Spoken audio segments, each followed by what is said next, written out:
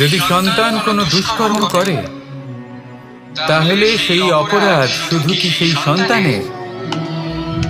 না, যদি সন্তান দুষ্কর্ম করে তাহলে অপরাধী তার মাতা পিতাও, যারা পুত্রমোহর কারণে সেই অনুচিত কাজে তাকে বাধা দেননি।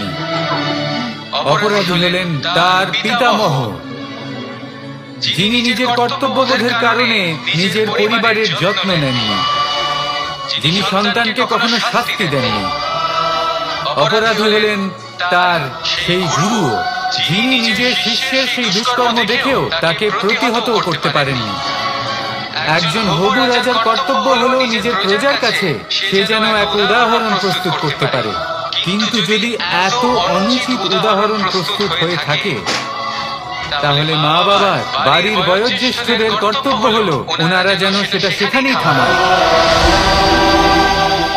হয় ভালোবেসে নয়তো শাস্তি দিয়ে।